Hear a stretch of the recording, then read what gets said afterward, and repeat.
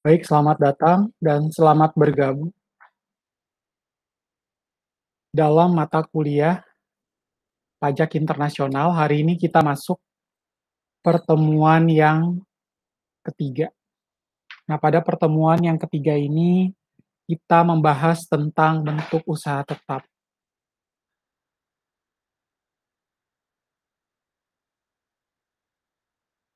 Bentuk usaha tetap atau ada beberapa yang menyebut dengan istilah tetap. Lalu ada lagi yang menyebut dengan permanent establishment atau PE. Ya, bentuk usaha tetap seperti yang telah saya jelaskan pada pertemuan yang pertama, dia merupakan kantor perwakilan yang sebenarnya kantor tersebut pendirinya adalah warga negara asing atau badan asing, yang mana mereka memilih untuk melakukan kegiatan atau usaha di Indonesia, sehingga mereka memilih memberi nama atau kedudukan daripada usahanya bentuk usaha tetap. Ya, bentuk usaha tetap itu modelnya seperti apa, kemudian sifat atau karakteristik daripada bentuk usaha tetap seperti apa nanti akan kita bahas di dalam slide yang sudah saya share. Silakan teman-teman download materi yang sudah saya sampaikan di dalam e-learning. Ya, tinggal di-download materinya dan juga bisa dibaca-baca tentang forum yang ada di dalam e-learning. Nah, pertama kita harus ketahui terlebih dahulu ya, BUT itu apa sih? Definisi BUT yang sebenarnya itu apa? Ya, BUT adalah bentuk usaha yang dipergunakan oleh orang pribadi yang tidak bertempat tinggal di Indonesia. Ya, jadi sebenarnya ini dia adalah bentuk usaha yang memang dipergunakan oleh orang pribadi yang tidak bertempat tinggal di Indonesia, yang mana orang pribadi yang berada di Indonesia ini tidak lebih dari 183 hari dalam jangka waktu 12 bulan. Ya, dan badan yang tidak didirikan dan tidak bertempat kedudukan di Indonesia untuk menjalankan usaha atau melakukan kegiatannya di Indonesia. Jadi, kalau kita lihat ya, bahwa BUT itu dimiliki oleh warga negara asing atau badan asing, kemudian mereka memilih untuk mendirikan usaha di Indonesia, tapi usahanya itu sebenarnya, eee, tidak bertempat tinggal di Indonesia. Atau bisa dikatakan bahwa orang pribadi yang memiliki usaha tersebut berada di Indonesia tidak lebih dari 183 hari dalam jangka waktu 12 bulan. Nah, sejauh yang kita ketahui bersama ya bahwa BUT itu memiliki kedudukan dalam hak dan kewajiban yang sama seperti wajib pajak dalam negeri. Jadi BUT itu diperkenankan untuk melaporkan SPT tahunan badan, boleh mengkreditkan PPh pasal 23 atau mengkreditkan PPh pasal 22. Asalkan nama yang tertera di nomor pokok wajib pajak atau surat pengukuhan pengusaha kena pajaknya ada istilah bentuk usaha tetap. Ya, jadi ada istilah tersebut. Nah, kalau udah ada istilah tersebut berarti sudah jelas bahwa kedudukannya adalah bentuk usaha tetap. Nah, atau dengan kata lain, tempat usaha tersebut bersifat permanen dan digunakan untuk menjalankan usaha atau melakukan kegiatan dari orang pribadi yang tidak bertempat tinggal atau badan yang tidak didirikan dan tidak bertempat kedudukan di Indonesia. Ya, bila kita lihat bahwa tempat usaha tersebut bersifat permanen dan digunakan dalam rangka menjalankan usaha atau melakukan kegiatan orang pribadi yang tidak bertempat tinggal atau badan yang tidak didirikan dan tidak bertempat kedudukan di Indonesia. Pak, contohnya kayak gimana sih, Pak?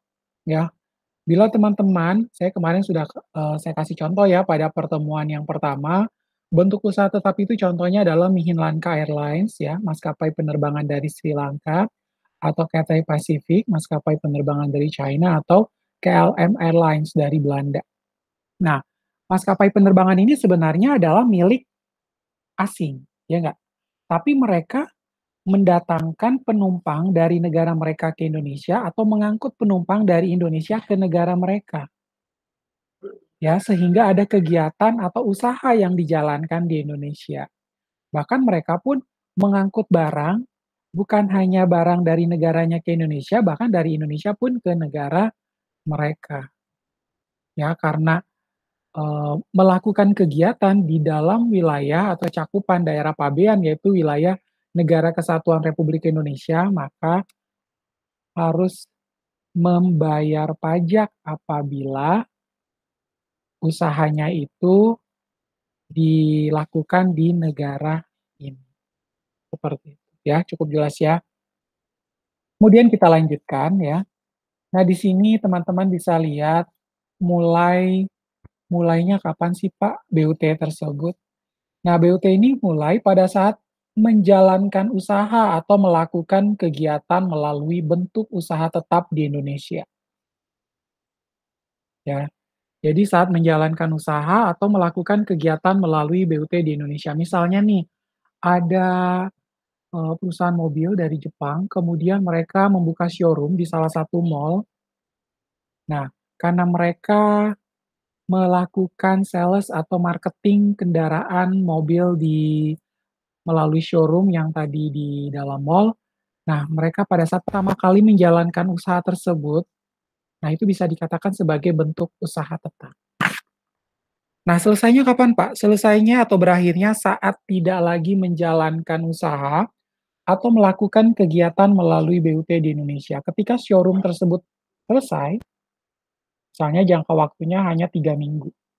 Selesai 3 minggu, mereka kembali lagi ke Jepang. Berarti berakhirlah di sana BUT tersebut. Ya, bisa dikatakan seperti ini contohnya. Nah, ini ada contoh lagi ya. Contohnya adalah perusahaan dari Prancis memenangkan tender pembangunan pembangkit listrik tenaga uap untuk membangun PLTU tersebut, ya. Untuk membangun PLTU tersebut, perusahaan dari Prancis mendirikan BUT yang akan beroperasi selama pembangunan PLTU tersebut. Setelah selesai, maka BUT tersebut bubar dan mengajukan penghapusan nomor pokok wajib pajak. "Pak, saya males lah Pak, ngapus-ngapus NPWP lagi buat apaan?" Ya kalau nggak dihapus, nanti kewajiban pajaknya pun akan tetap muncul, ya. Lebih baik kita hapuskan, karena memang BUT tersebut akhirnya selesai, sudah tidak menjajakan produknya lagi di Indonesia dan kembali ke negaranya ya. Lebih baik kita hapuskan NPWP-nya supaya tidak lagi punya kewajiban untuk melakukan pembayaran pajak. Lalu dasar hukumnya apa nih? Dasar hukumnya adalah Pasal 2 Undang-Undang Nomor 36 Tahun 2008 tentang Pajak Penghasilan, ya. Kembali lagi ke pasal atau ke dalam Undang-Undang tentang Pajak Penghasilan, Pak. Undang-Undang Pajak Penghasilan kalau teman-teman mau beli bukunya ada di Gramedia atau di Gunung Agung ya, itu sangat baik ya, dijelaskan juga isi daripada undang-undang tersebut supaya kita juga tidak salah kaprah. Salah kaprah ngapain, Pak? Tidak salah kaprah dalam menginterpretasikan isi daripada undang-undang tersebut, karena sangat berbahaya ya. Misalnya, isi undang-undang A mengatakan demikian, lalu dengan interpretasi kita, kita salah menafsirkan. Akhirnya pada saat kita menerapkan kepada kasus pajak yang ada di perusahaan di mana kita bekerja, ternyata salah. Ya itu jangan sampai terjadi demikian. Makanya penting bagi rekan-rekan sekalian, teman-teman sekalian untuk ikut forum pajak atau rajin-rajin, membaca buku tentang pajak atau majalah-majalah pajak supaya apa? Kita bisa menambah informasi wawasan. Ketika menghadapi suatu kasus atau praktek perpajakan tertentu, kita bisa menghadapi bagaimana kita cari solusinya. Ya, kita penting untuk mencari solusi yang ada, seperti itu. Ya, jadi, silakan teman-teman kalau, "Apa saya nggak mau beli bukunya." Ya udah kalau nggak mau beli buku, silakan teman-teman buka di, eee, menggunakan Google Search Engine untuk mencari undang-undang yang ada, ya seperti itu. Kita lanjutkan. Nah, klasifikasi dari BUT. Klasifikasi BUT itu apa, Pak? Ya kan? Pertama kita ingin mengetahui bahwa klasifikasi dari bentuk usaha tetap itu terdiri dari beberapa hal. Yang pertama adalah bentuk usaha tetap fasilitas fisik. Ya, keberadaan BUT di Indonesia itu akan timbul apabila perusahaan asing tersebut memiliki fasilitas fisik sebagai tempat untuk menjalankan usaha atau melakukan kegiatan usahanya di Indonesia. Contohnya kayak apa, Pak? Contohnya kayak tadi ya, tadi saya sampaikan, ketika ada salah satu perusahaan Jepang memilih untuk mempromosikan mobil yang mereka jual di salah satu mall, ya mereka pajang tuh mobil-mobilnya adalah 10 unit dan, eee, kita bisa lihat ada fasilitas fisiknya adalah mall yang memang menyediakan tempat bagi perusahaan klien atau vendor untuk menjajakan produk mereka. Nah, fasilitas fisik tersebut merupakan milik sendiri ataupun disewa dari pihak lain.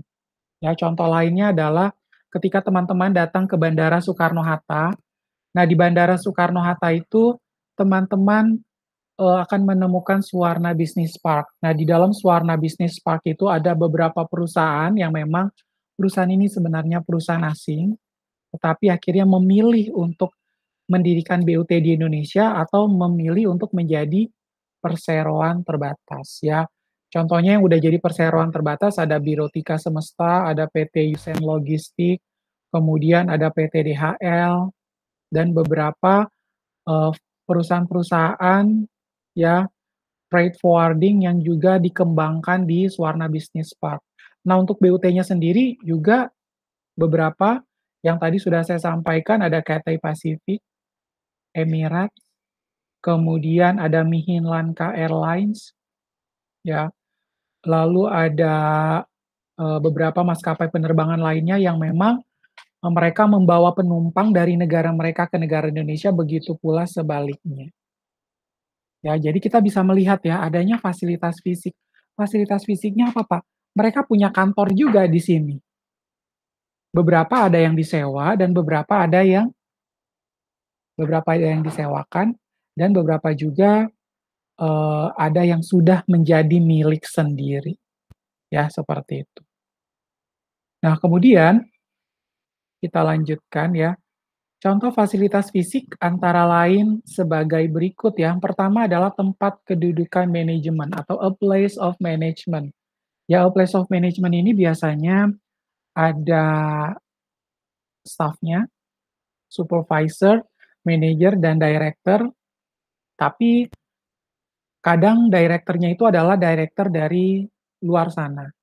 Yang dipekerjakan di Indonesia meng-hire sumber daya dari Indonesia adalah staff atau supervisor dan manajernya.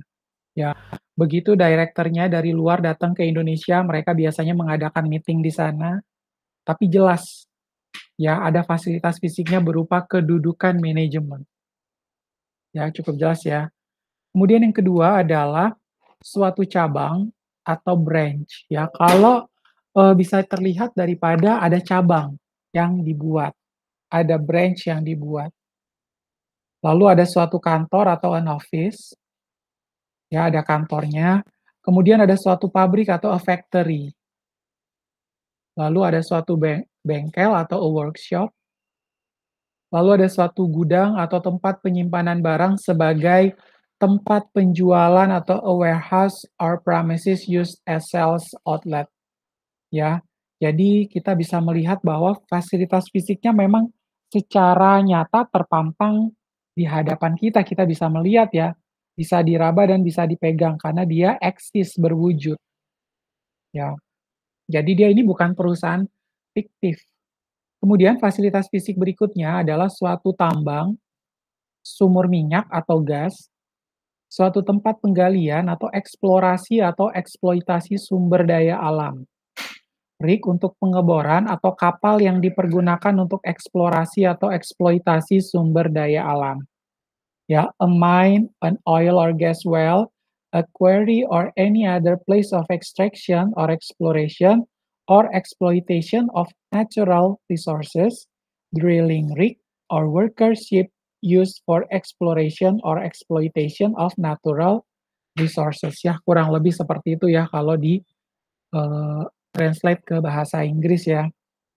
Jadi teman-teman bisa lihat bahwa fasilitas fisik ini nantinya bisa dikatakan sebagai sebuah BUT asalkan mereka punya fasilitas fisik.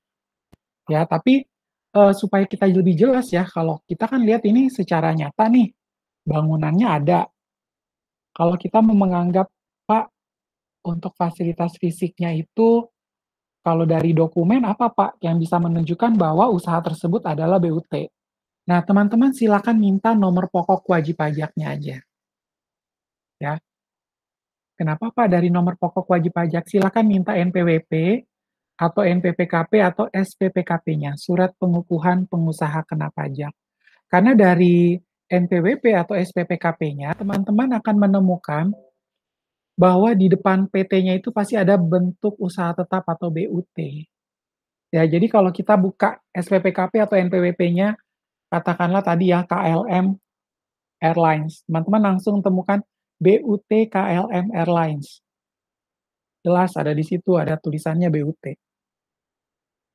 Ya, jadi kalau misalnya sudah namanya BUT, kita udah tenang ya. Misalnya kita ada transaksi dengan dia nih, caranya kita potong pajak PPh 23-nya it's okay, sejauh kegiatannya adalah belanja jasa, ya.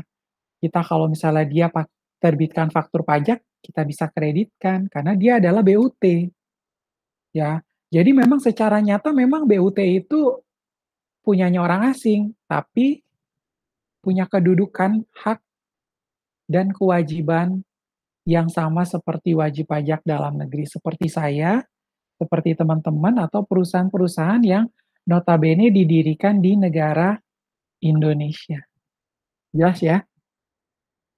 Itu sangat jelas kalau menurut saya sih, penjelasannya cukup, make sense ya, masuk logika kita semua. Kemudian yang berikut setelah fasilitas fisik ada BUT aktivitas. Ya, keberadaan BUT di Indonesia timbul apabila perusahaan asing tersebut menjalankan kegiatan jasa-jasa di Indonesia. Ya, keberadaan BUT di Indonesia ini timbul apabila perusahaan asing tersebut menjalankan kegiatan jasa-jasa di Indonesia dalam jangka waktu melebihi tes waktu ya. Maksudnya melebihi time test yang saya sampaikan ya kemarin ya. Jadi, oh aktivitasnya ini memang sudah lebih Pak dari 183 hari ya. Aktivitasnya lebih dari 183 hari, berarti dia sudah punya kewajiban seperti bukan hanya BUT dong kalau udah lebih dari 183 hari, malah dia udah seperti wajib pajak dalam negeri yang seutuhnya ya. Karena kalau udah lebih dari 183 hari mendingan dia punya NPWP sekalian nggak, ya kan? Misalnya nih, ada dosen dari Amerika Serikat, lalu dia memilih menjadi dosen terbang yang ada di Indonesia. Datang ke Indonesia dan memberikan pengajaran. Tapi Pak, ternyata dosen tersebut sebagai dosen terbang, stay di Indonesianya nggak lebih dari 183 hari dalam jangka waktu 12 bulan. Oke, berarti kita potong dia PPh pasal 26, tarifnya 20%. Ternyata setelah kita identifikasi lebih lanjut, dosen tersebut menikah dengan salah seorang wanita di Indonesia. Ketika dia menikah dengan salah seorang wanita di Indonesia, dia memilih menjadi warga negara Indonesia. Akhirnya dia tinggal di Indonesia lebih dari 183 hari. Karena mereka tinggal di Indonesia lebih dari 183 hari, berarti mereka akan di berarti bule ini berhak memiliki NPWP dan mendapatkan hak dan kewajiban yang sama seperti wajib pajak dalam negeri pada umumnya, sesuai dengan undang-undang pajak domestik yang berlaku di negara kita. Ya, cukup jelas ya, sangat jelas ya, sepertinya itu memberikan penjelasan ya. Nah, kemudian sesuai pasal 2 ayat 5 Undang-Undang Pajak Penghasilan, teman-teman buka kembali Undang-Undang Nomor 36 Tahun 2008, silakan di-download. Lalu teman-teman buka pasal 2 ayat 5 sama nggak dengan slide ini? Ya, supaya kita bisa, sama-sama mensinkronkan ya, mengkoordinasikan. Apakah penjelasan berkaitan dengan pasal 2 ayat 5 berkaitan dengan Undang-Undang Nomor 36 Tahun 2008 ini sesuai, ya. Kita lanjutkan. Nah, yang termasuk BUT aktivitas, apa saja? Yang pertama ada proyek konstruksi, ya ada proyek konstruksi, lalu ada proyek perakitan, ya. "Pak, kenapa Pak proyek konstruksi?" Karena, misalnya perusahaan jasa konstruksi bukan hanya, perusahaan jasa konstruksi yang ada di Indonesia, melainkan apa, perusahaan konstruksi ini adalah developer dari luar negeri yang memilih untuk mendirikan apartemen, mendirikan hotel, atau perumahan di Indonesia, ya kan, atau membuka cabang di Indonesia. Misalnya Ibis Hotel dari luar didirikan di Indonesia. Kemudian, dibukalah apartemen-apartemen yang memang sebenarnya induknya itu adalah ada di luar sana. Ya, akhirnya bekerja sama dengan pengusaha yang ada di Indonesia. Lalu ada proyek perakitan, ya, proyek perakitan contohnya kayak apa, Pak? Proyek perakitan berkaitan dengan merakit kendaraan, ya, merakit kendaraan. Nah, proyek perakitan kendaraan ini misalnya merakit dari beberapa kendaraan merakit beberapa mesin menjadi satu kendaraan. Lalu ada instalasi atau kegiatan pengawasan yang ada hubungannya dengan proyek tersebut, ya. Instalasi atau, kegiatan pemasangan. Nah, kemudian pemberian jasa termasuk jasa konsultan, ya. Pemberian jasa konsultan yang dilakukan oleh suatu perusahaan melalui karyawan atau orang lain yang dipekerjakan oleh perusahaan itu untuk tujuan tersebut. Ya, kegiatan itu berlangsung selama lebih dari 60 hari dalam jangka waktu 12 bulan, ya. Bila teman-teman lihat, dari kasus yang kedua berkaitan dengan aktivitas tersebut, teman-teman misalnya nih, kita mendatangkan tenaga ahli ya, katakanlah kita mendatangkan tenaga ahli dari Jepang, karena, kebetulan perusahaan salah satu perusahaan di Indonesia melakukan impor mesin dari Jepang. Ya, pada saat mesin tersebut didatangkan ke negara ini, kebetulan di Indonesia belum ada yang bisa mengoperasikan mesin tersebut ya di pabrik. Akhirnya kita undang, ya, kita invite tenaga ahli 2 orang dari Jepang untuk melakukan sosialisasi atau training bagaimana cara pemakaian mesin tersebut. Ya, ini adalah jasa konsultan dengan mendatangkan tenaga ahli. Nah, apabila tenaga ahli tersebut datang ke Indonesia selama lebih dari 60 hari dalam jangka waktu 12 bulan. Nah, dia masuk ya, perusahaan Jepang itu nanti dikategorikan sebagai BUT karena adanya BUT aktivitas. Ya, seperti itu. Kita lanjutkan.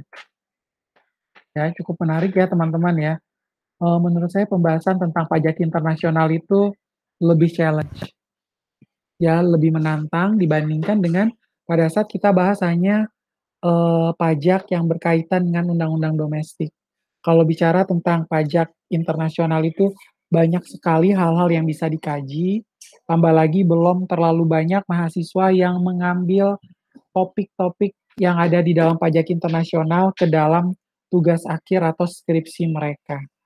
Ya, jadi ini membuka wawasan bagi teman-teman sekalian untuk memilih kira-kira topik apa yang sebenarnya ingin dibuat berkaitan dengan tugas akhir atau skripsinya, ya. Nah, kemudian, kita lanjutkan dengan BUT keagenan. Oh, ada keagenan juga, Pak. Ya, jadi bentuk usaha tetap itu ada yang dalam bentuk keagenan.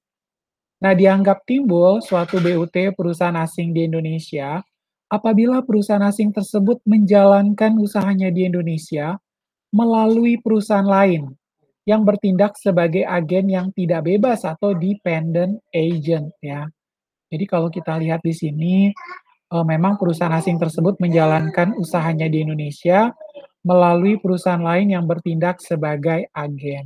Misalnya, ada, perusahaan ya, di mana perusahaan ini kita ambil lagi perusahaan otomotif lah ya. Nah, perusahaan otomotif ini dari Eropa, berniat berniat untuk memilih berniat untuk, eee, memarketingkan atau melakukan penjualan mobil-mobil dari Eropa di Indonesia. Nah, akhirnya mereka bekerja sama dengan salah satu agen yang ada di Indonesia sebagai agen perusahaan untuk memasok mesin-mesin atau merakit mesin-mesin dari Eropa ke negara Indonesia, baru agen tersebut yang akan merakit menjadi satu kesatuan kendaraan yang utuh. Ya, jadi agen ini yang ada di Indonesia itu dia bertindak sebagai agen yang tidak bebas, which is we call it dependent agent ya, guys ya. Jadi teman-teman bisa menganggap bahwa agen ini adalah agen yang tidak bebas atau dependent agent karena apa? Dia hanya sebagai pemasok dari perusahaan-perusahaan di Eropa dalam rangka untuk memasok kendaraan yang yang diambil dari Eropa dan diperjualbelikan di Indonesia. Ya, jadi teman-teman dari sana bisa berpikir ya, kira-kira pajaknya apa nih yang akan dikenakan, seperti itu. Lah, yang berikutnya yang dimaksud dengan dependent agent ini adalah agen yang di dalam melaksanakan usahanya, ya, bertindak bertindak atas nama perusahaan di luar negeri atau kegiatan agen tersebut seluruhnya atau hampir seluruhnya untuk perusahaan di luar negeri. Ya, jadi walaupun agen tersebut memang memasok mesin-mesin atau merakit mesin-mesin dari Eropa sana, tetapi dia bertindak sebagai perusahaan luar negeri. Ya, jadi kita harus berhati-hati melihat esensi daripada perusahaan tersebut. Ya, kita jangan asal, "Pak, saya langsung potong ya, Pak. Kalau misalnya kayak gini, saya potong aja dia impor barang PPh pasal 22." Hati-hati, nggak bisa kita sembarangan. Kita lihat dulu, apakah ada yang bertindak sebagai agen, apakah ada yang bertindak sebagai perusahaan utama, atau ada lagi yang, kasusnya dia rencananya jual ke Indonesia, tapi dia agennya nggak di Indonesia, melainkan agennya itu ada di Malaysia. Jadi dari Eropa, Eropa kirim mesin ke Malaysia, Malaysia baru kirim kendaraannya ke Indonesia. Ya, melalui 3 jalur. Nah, inilah yang akan membuat kita sebagai, akademisi atau sebagai pihak-pihak yang memang profesional yang berada di, bidang perpajakan, ya bagaimana nantinya kita akan mengimplementasikan pajak yang ada ya, seperti itu. Ya jelas ya teman-teman ya. Nah, bila kita lihat tadi teman-teman sudah mendapatkan ada BUT fasilitas fisik, lalu ada BUT keagenan, kemudian ada BUT aktivitas, lalu kita lanjutkan dengan BUT asuransi. Nah, keberadaan bentuk usaha tetap perusahaan asing timbul di Indonesia apabila perusahaan asuransi tersebut menutup risiko dan menerima premi secara langsung di Indonesia, ya. Jadi banyak perusahaan-perusahaan asuransi yang notabene sudah didirikan lama di Indonesia. Contohnya apa, Pak? Ada Allianz, ada Prudential, di mana mereka-mereka ini juga sebenarnya adalah perusahaan asing, tapi akhirnya memilih menjadi perseroan terbatas, ya. Tapi yang kita tidak ketahui banyak sekali perusahaan asuransi dari luar yang nantinya dijual kepada siapa, yang nantinya dibayarkan oleh para wisatawan asing, warga negara asing yang memang mereka-mereka ini berniat liburan ke Indonesia atau berniat untuk mencari pekerjaan di Indonesia. Karena mereka punya niat bekerja di negara ini, akhirnya apa? Mereka memilih untuk menggunakan insurance dari negara mereka. Nah, karena insurance yang tersebar di Indonesia ini cukup banyak, ya, beberapa di antaranya adalah BUT asuransi, seperti itu. Nah, kemudian kita lanjutkan ya, cakupan penghasilan dari suatu bentuk usaha tetap. Sesuai pasal 5 ayat 1 Undang-Undang Pajak Penghasilan Nomor 36 Tahun 2008 tadi diatur mengenai cakupan penghasilan suatu BUT perusahaan asing di Indonesia, yaitu ya, jadi cakupan penghasilan suatu BUT perusahaan asing itu mencakup beberapa hal.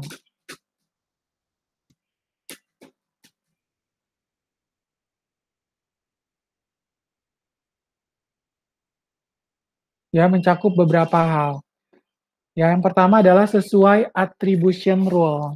Ya, sesuai attribution rule ini, penghasilan suatu BUT perusahaan asing adalah penghasilan yang berasal dari kegiatan usahanya di Indonesia.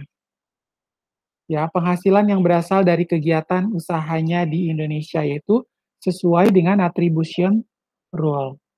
Ya, penghasilan tersebut memang kegiatan usahanya di Indonesia karena Indonesia yang akan memberikan sumber atau sebagai sumber penghasilan. Contohnya apa, Pak? Misalnya apabila BUT perusahaan asing tersebut bergerak di bidang perdagangan. Nah, maka penghasilannya di Indonesia adalah penghasilan yang berasal dari kegiatan usaha perdagangannya di Indonesia. Ya, karena menerima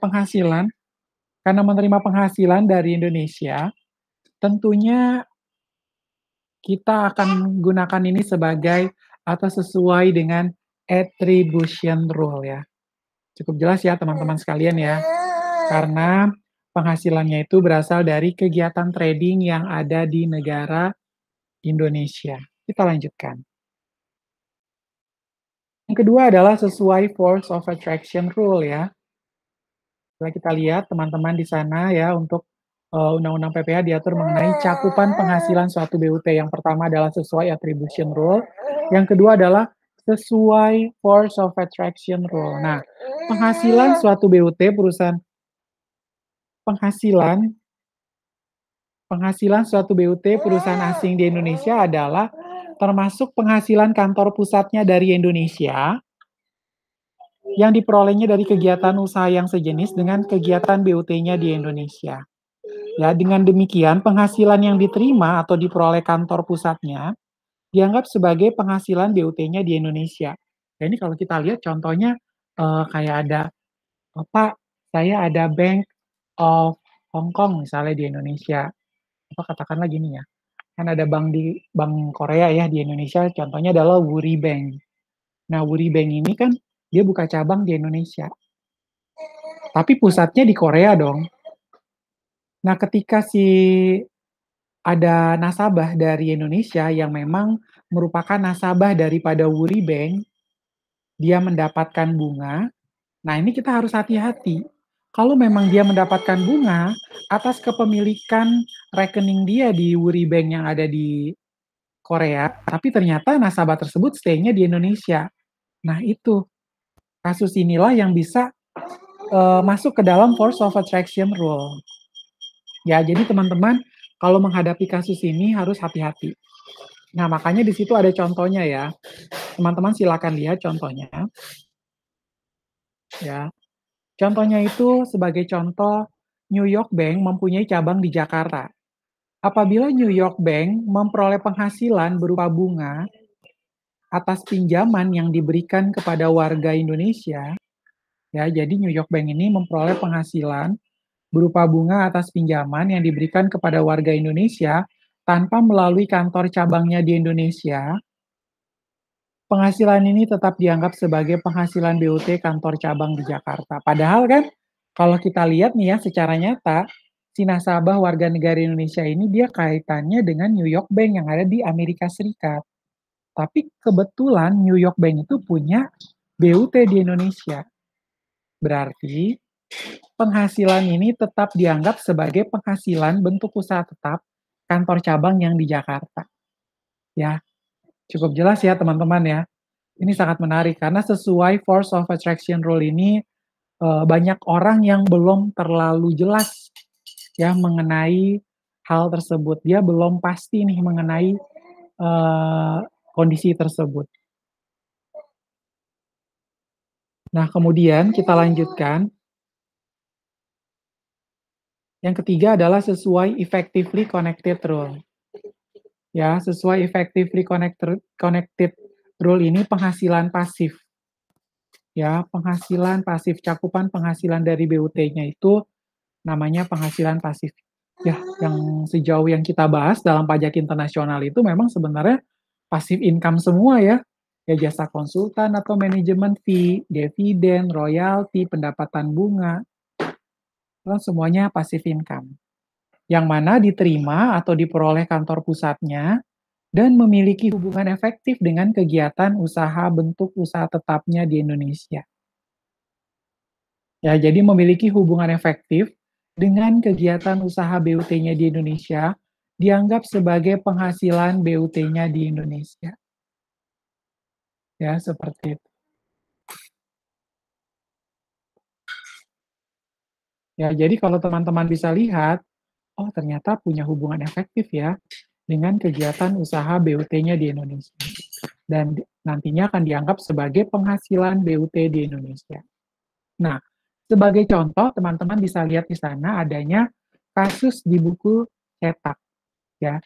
Jika Foods hanya menerima royalti, ya jadi Foods ini dia berkaitan dengan buku cetak ya, dia menerbitkan buku cetak. Hanya menerima royalti dan tidak memberikan jasa manajemen, maka royalti tidak termasuk penghasilan BUT. Ya, jadi dia hanya menerima royalti dan tidak memberi jasa manajemen. Maka royalti tidak termasuk penghasilan BUT karena tidak memiliki bentuk usaha tetap. Tapi jika memberikan jasa, maka pendapatan royalti dihitung sebagai penghasilan BUT ya. Maka pendapatan royalti ini dihitung sebagai penghasilan BUT dari pemberian jasa manajemen. Ya, jadi kalau hanya royalti tidak masuk sebagai penghasilan BUT, tapi kalau juga memberikan jasa, maka pendapatan royalti dihitung sebagai penghasilan BUT dari pemberian jasa manajemen. Ya, kita lanjutkan. Ketentuan penentuan laba bentuk usaha tetap. Nah, silakan teman-teman lihat ya di layar handphone atau laptop teman-teman sekalian. Nah,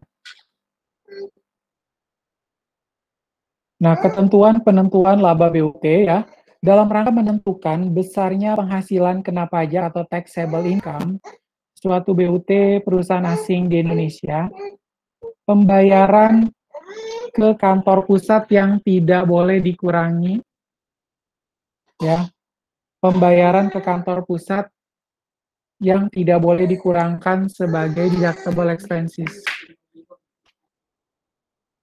Ya, jadi dalam rangka menentukan besarnya penghasilan kena pajak atau taxable income suatu bentuk usaha tetap perusahaan asing di Indonesia, ya, pembayaran ke kantor pusat yang tidak boleh dikurangkan sebagai deductible expenses. Ya, deductible expenses adalah biaya yang diperkenankan menurut pajak, ya, seperti itu. Nah, contohnya adalah pembayaran ke kantor pusat yang tidak boleh dikurangkan sebagai deductible expenses. Pertama adalah royalti atau imbalan lainnya yang berhubungan dengan penggunaan harta, paten, atau hak-hak lain.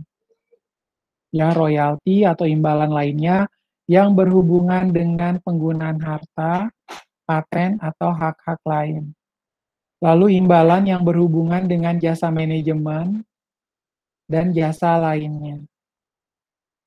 Ya, imbalan yang berhubungan dengan jasa manajemen dan juga jasa lainnya. Lalu yang ketiga, bunga kecuali bunga yang berkenaan dengan usaha perbankan. Ya, bunga kecuali bunga yang berkenaan dengan usaha perbankan. Ya, karena bunga yang berkenaan dengan usaha perbankan, bunga yang berkenaan dengan usaha perbankan tuh contohnya kayak apa, Pak? Ada bunga deposito, lalu bunga ketika teman-teman memiliki tabungan di bank, ya, makanya dia mendapatkan pengecualian ya, bunga yang berkenaan dengan usaha perbankan.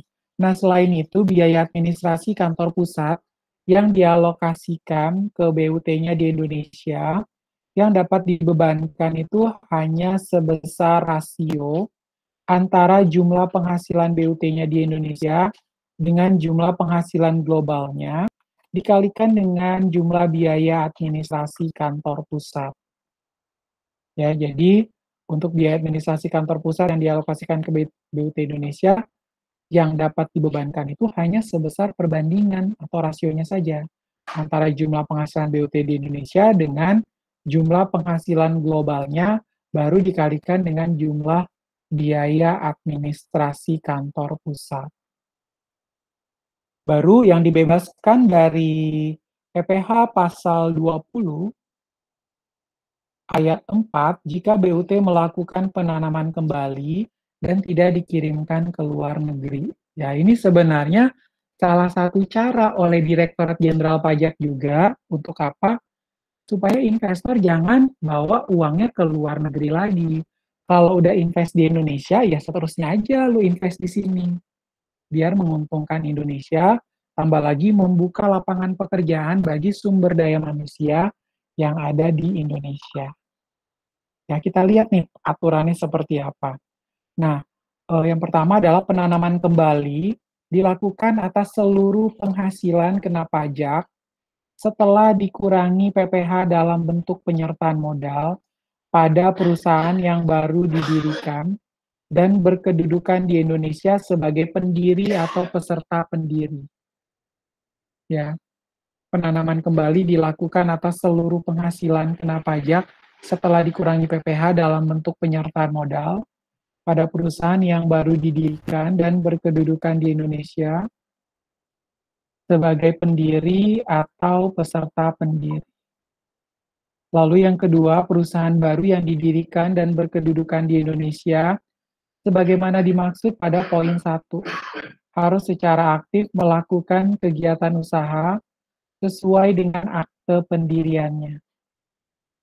Ya, perusahaan baru ini didirikan dan berkedudukan di Indonesia sebagaimana dimaksud pada poin 1, harus secara aktif melakukan kegiatan usaha sesuai dengan akte pendirinya, paling lama 1 tahun sejak perusahaan tersebut didirikan. Jadi, usahanya itu nggak boleh melenceng dari yang sudah ditetapkan di dalam akte pendirian. Misalnya, di akte pendiriannya itu dia bilangnya usaha trading, misalnya trading besi dan baja. Tiba-tiba kegiatan sehari-harinya dia adalah menjual kendaraan, jual beli kendaraan, kan bisa.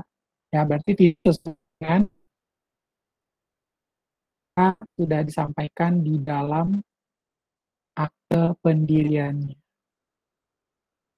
Nah, penanaman kembali dilakukan dalam tahun pajak berjalan, atau selambat-lambatnya tahun pajak berikutnya dari tahun pajak diterima, atau diperolehnya penghasilan tersebut. Jadi, kalau si investor ini setelah dia udah selesai nih dalam 1 tahun anggaran atau 1 tahun takvim dari Januari sampai Desember 2020, investor itu atau BUT tersebut harus menanamkan kembali dananya di Indonesia. Ya, jangan habis dia udah habis invest, udahlah gue nggak mau lagi di Indonesia. Indonesia nggak aman sih gue lihat ya. Jadi gue kembali aja ke negara gue, bukan begitu ya. Jadi kalau dia membawa lari, bukan membawa lari sih, dia bawa pergi duit dia sendiri ke negaranya, dia pasti akan dikenakan pajak lagi yang sifatnya final. Ya, itu yang menjadi perhatian kita. Lalu yang keempat, tidak melakukan pengalihan atas penanaman kembali tersebut, paling sedikit dalam jangka waktu 2 tahun sesudah perusahaan aman dilakukan produksi komersial. Ya, bila teman-teman lihat di sana, dia nggak melakukan pengalihan atau penanaman kembali tersebut paling sedikit dalam jangka waktu 2 tahun. Jadi, kalau bisa sih, habis tahun ini dia sudah lapor pajak atau SPT tahunan badan atau corporate income tax, dia langsung invest lagi atau bikin atau usahanya tetap dijalankan lagi di Indonesia. Ya, jangan hengkang-hengkang ke luar negeri atau kembali ke negaranya. Ya, jadi ini Sebenarnya pemerintah juga dilema ya, diberikan pilihan yang sulit, karena investor asing sebenarnya mendatangkan keuntungan sih buat kita. Sedikit banyak malah mendatangkan untung bagi negara Indonesia. Ya, selain membuka lapangan pekerjaan, mendatangkan devisa, kemudian juga, kita juga bisa saling bertukar ilmu pengetahuan ya, kemajuan teknologi, banyak sekali yang bisa kita serap, yang bisa kita adopsi dari investor-investor asing tersebut. Ya, itu sebenarnya keuntungannya yang nantinya bisa dirasakan oleh Indonesia. Makanya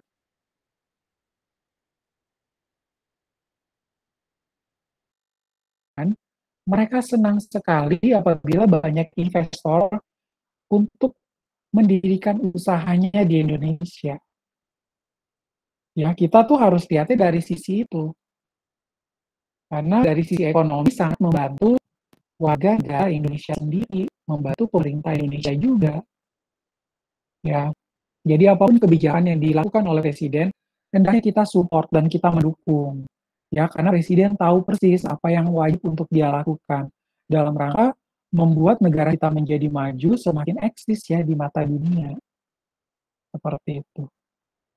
Ya, jadi jangan melihat dari sisi pandang negatif. Nah, kita lanjutkan. Cara penghitungan pajak BUT. Sebagai contoh penghasilan kena pajak untuk usaha tetap di Indonesia, dalam tahun 2011 misalnya adalah PKP untuk penghasilan kena pajaknya 17,5 miliar ya. Benar ya, 17,5 M. Kemudian pajak penghasilan yang berlaku 25%, tapi saat ini sekarang menjadi 22% ya, turun. Nanti tahun 2022 itu akan turun lagi menjadi 20%. Nah, pajak penghasilan ya, berdasarkan kasus ya, teman-teman lihat di sana, 17,5 M dikali dengan 25%. Setelah dikalikan dengan 25%, dapat angkanya adalah 4.375 juta rupiah. Nah, penghasilan kena pajak setelah pajak berarti ya 13.125 juta diperoleh dari mana, Pak? 17,5 miliar penghasilan kena pajaknya dikurangi dengan besarnya PPh badan tadi atau besarnya corporate income tax tadi sebesar 4.375 juta. Jelas ya sampai sini ya. Nih, 4.375 ini merupakan hasil perkalian antara tarif PPh badan yang berlaku pada saat itu 25% dikali 17,5 M. Hingga diperoleh untuk penghasilan kena pajak setelah pajak adalah 13.125 juta. Nah, pajak penghasilan pasal 26 ayat 4 Undang-Undang Nomor 36 Tahun 2008 yang terutang adalah 20%. 20% dikali lagi dengan 13.125 juta sama dengan 2.625 juta. Nah, ini ada note-nya di bawah ya, ada catatan kaki, silakan teman-teman lihat bersama. Apabila penghasilan setelah pajak sebesar 13.125 juta ini tersebut ditanamkan kembali di Indonesia sesuai dengan atau berdasarkan prinsip Menteri Keuangan, atas penghasilan tersebut tidak dipotong pajak. Ya, jadi sebaiknya para investor asing kalau mereka udah dapat tuh penghasilan kena pajak setelah pajak 13.125 juta itu ditanamkan kembali di Indonesia, dia nantinya nggak akan dipotong PPh pasal 26 ayat 4. Ya, jadi dia akan dipotong lagi 2.625 juta. Ya, itu terlalu besar sekali angkanya kan. Mendingan dia milih untuk ya udahlah, mendingan gue invest lagi di Indonesia. Karena kita lebih saving kan. Lebih saving berapa? 2.625 juta. Ya, jadi teman-teman bisa melihat ya dari kasus ini bahwa investor itu dituntut untuk datang ke Indonesia dan mereka invest terus dan bikin usahanya terus menerus ya, berkesinambungan seterusnya, dan nggak ada niat buat kembali ke negaranya. Ya, makanya kenapa kita selalu melihat bahwa, mengapa presiden itu, ketika mendatangkan tenaga-tenaga dari luar, tenaga-tenaga asing, itu karena punya pemikiran tersendiri, yaitu kita ingin mendatangkan investor dari luar, supaya apa? Membuka sumber daya, membuka lapangan pekerjaan bagi sumber daya manusia di Indonesia, dan juga akan mendatangkan keuntungan yang besar bagi negara kita. Dari sisi apa? Dari sisi pajak, lihat aja dari sisi pajak, keuntungannya bisa sampai 2.625.000.000. Ya, kalau seandainya investor ini lebih milih keluar, kita dapat segitu langsung. Tapi kalau dia invest di Indonesia, jauh lebih bagus lagi, ya nggak? Kalau mau mendirikan BUT itu akhirnya pindah menjadi perseroan terbatas, ya kenapa tidak? Ya, akan semakin baik bagi kita semua. Ya, teman-teman, itu menjadi perhatian bagi kita, kenapa sih pemerintahan ini memilih untuk mendatangkan kadang tenaga dari luar, bahkan juga investor asing. Sebenarnya investor itu ada tujuannya, ya, itu ada tujuannya ya.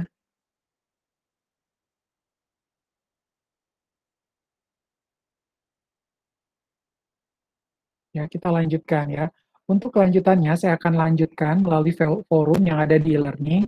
Silakan teman-teman buka e-learningnya juga ya, atau supaya lebih enak nih, teman-teman silahkan baca terlebih dahulu.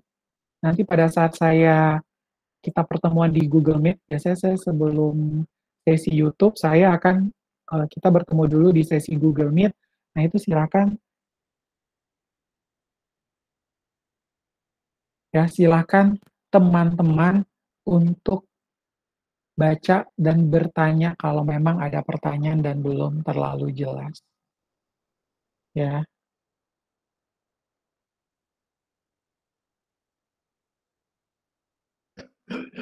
Ya, kemudian kita lanjutkan ya, di sini saya akan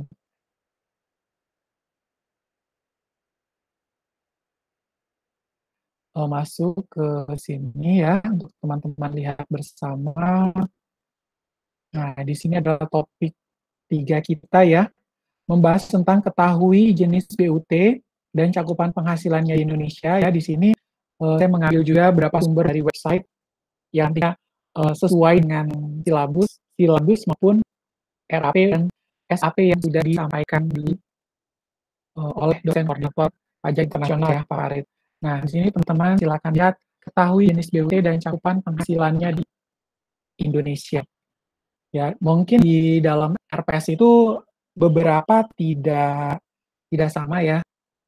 Misalnya kalau di RS atau SAP-nya Pak Farid, BUT ada di pertemuan 9, sedangkan saya sudah masuk di pertemuan ketiga. Lalu mungkin ada yang membahas PPh pasal 24 di pertemuan ke-6, saya membahas di pertemuan yang berbeda ya. Sebenarnya hampir sama saja ya untuk berkaitan dengan hal-hal tersebut. Nah, kita lihat ya, ketahui jenis BUT dan cakupan penghasilannya di Indonesia. Tadi teman-teman sudah lihat ya secara bersama ya, berkaitan dengan slide atau PowerPoint yang sudah saya share.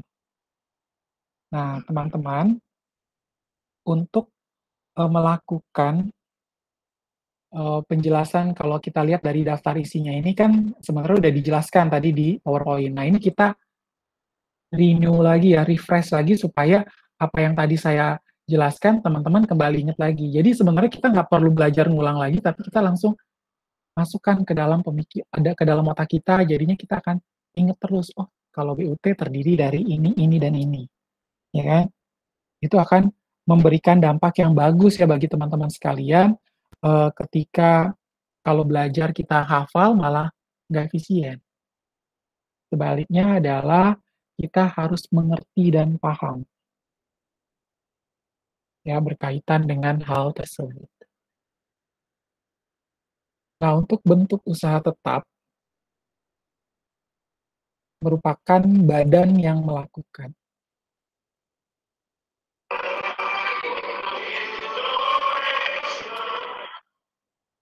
ya, badan, tadi sudah dapat penjelasannya.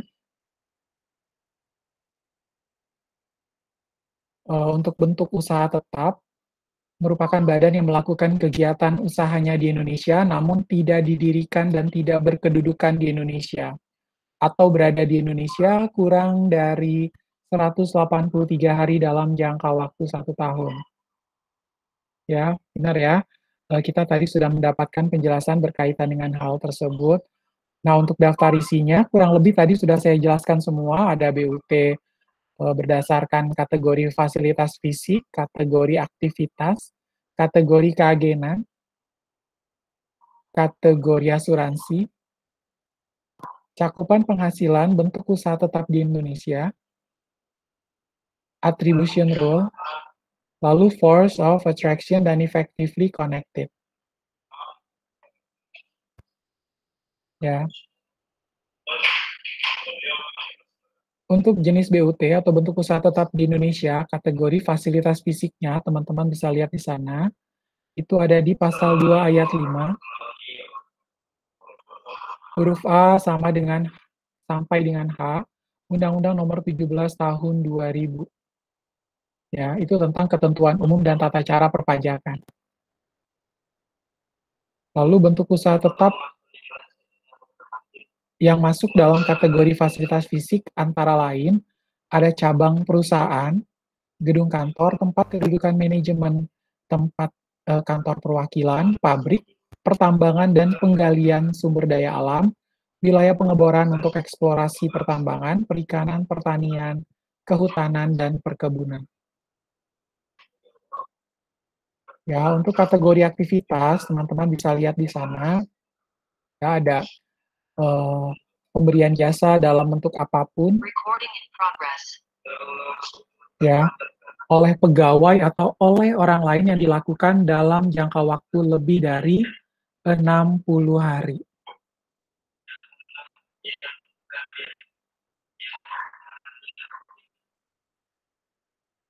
Ya, seperti itu.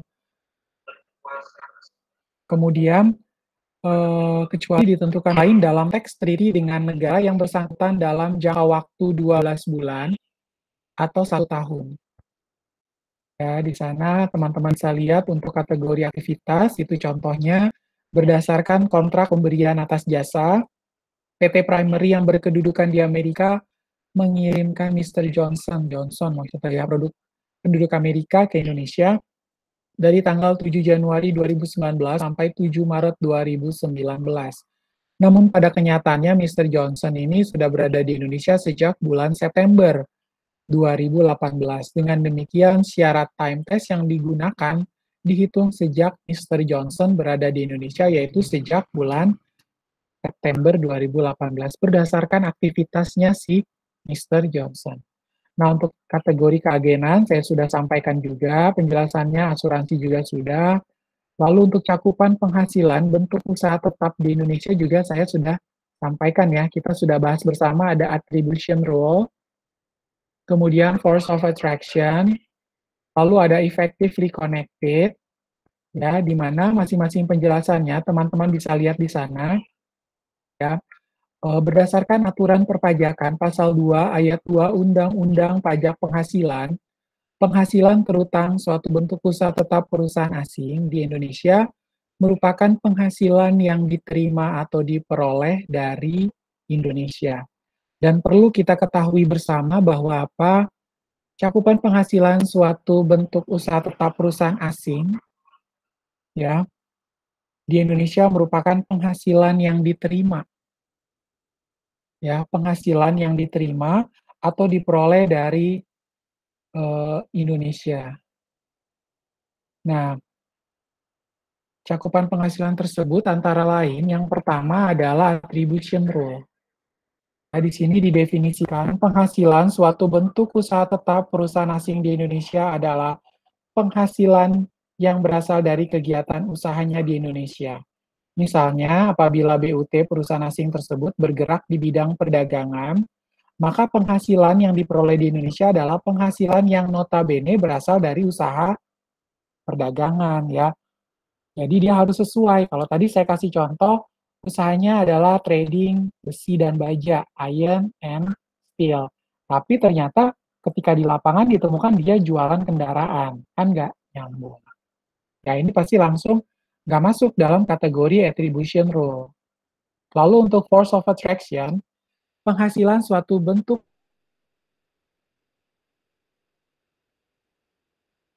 usaha tetap, ya perusahaan asing, kemudian di Indonesia adalah termasuk penghasilan kantor pusatnya dari Indonesia.